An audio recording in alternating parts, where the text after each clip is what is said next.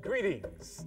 My name is John Watusi Branch, Executive Director of the African Poetry Theater and author of a book of, about Kwanzaa and a practitioner of Kwanzaa for 40 years.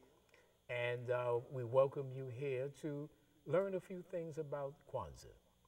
So if there's any questions that you have about this holiday that has swept around the world, I'd like to hear some of these questions and perhaps answer them, and so we can get a better understanding of this great African American celebration.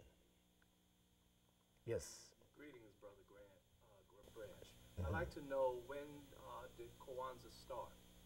Well, Kwanzaa officially started in 1966 in Los Angeles, California, by Dr. Maulana Karenga, had put this beautiful celebration together. However, it's based upon the harvest celebrations in Africa, going back to ancient Egypt, the Persian men, the coming forth of men, and you find it in Nigeria, the Odun, and you find it in Ghana, the Fetu Hafashi, and the Ojira. You find it in the southern region of Africa. In fact, all over Africa, when African people had a celebration when the harvest was reaped, and this was a time to celebrate.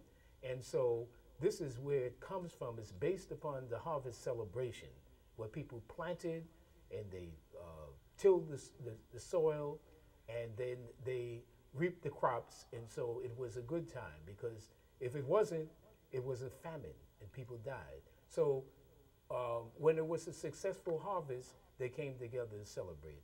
And Dr. Karenga thought that it would be good to have that type of celebration that would, because all African people have always celebrated it, the Harvest Festival. And so this is what it is. It's a harvest festival celebrating the harvest of our lives.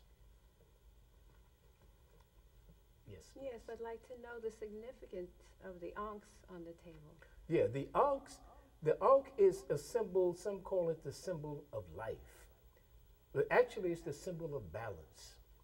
The round part of the ankh is the spirituality that guides our people. The stem is the material world in which we live, and the outstretched arms are the balance that you must have between the spiritual and the material world. And if you don't have that balance, what happens when you don't have balance? You tip. And so this is the symbol that the ancient Egyptians, the comedians, had given us to keep a balance on our lives. Thank you. Yes, please. What is the significance of the different colors of the candles? Yes, good question. The black candle is for the race. We say the black is for the race. That's us. Green, the red is for work and struggle. Some say blood, but work and struggle, because without work and struggle, there could be no progress. Frederick Douglass said that also. And if you have work and struggle, then you will get the greenness of the harvest. So the people in the harvest period in the agricultural Africa, they worked to till the soil. And if they did it successfully, then they would have the greenness of harvest. Everybody would be happy, there'd be food to eat, and there'll be time to make joyful noises. And so this is what it basically represents, the color, the three basic colors, you know. Unity of the race, working hard, and getting the greenness of the harvest from that. Yes. Hi. Hello. What is the first candle? What does that represent, and how is it called in Swahili? What's the name sound like? This is the candle of unity, and it's called umoja. Umoja is unity. And so it is to say that before anything could be accomplished, you have to have unity. And so when the people came together in the village, they came together in unity. One person could not produce a successful harvest. It took all of the village to do it. And so this represents that we must have unity in order to have progress. Thank you. You're welcome. Yes, sir. Yeah, Brother John, could you speak on your role as the officiator of the ceremony? It's like the reverend of a church. When did you start officiating the Kwanzaa celebration? Well, I would say about 40 years ago. The originator is Dr. Malala Karenga, and that's this year will be 44 years that Kwanzaa started in 1966. So this Kwanzaa is the 44th year, and so he is the if you want to look at it in a church sense, he's the bishop.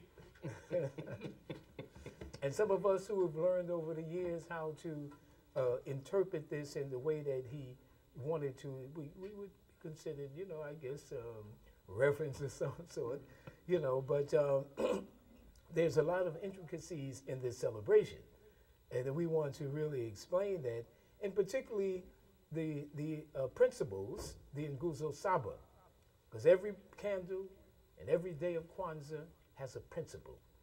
We'll get into that in a minute. Yes, please.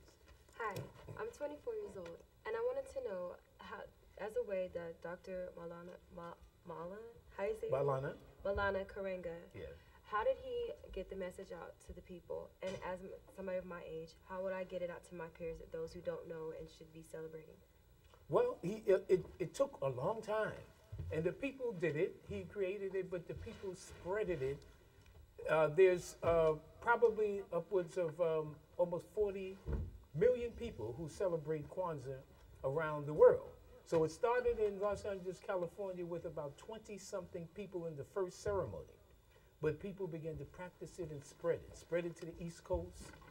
We practice it at the East as an organization. And so everybody that picked it up, they went to other places and they practiced it.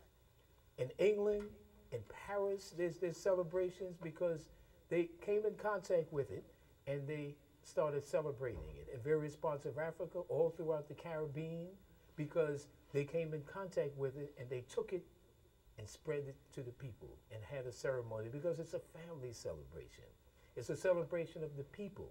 It's a celebration that brings the positive things to raise up the African race who have been talked about disparagingly for so long. Talk about the good things. Talk about the family and so forth, sharing and loving, and so this is a celebration that just embraced the people. And so this is how it spread, because it's, as Maulana says, about bringing good into the world.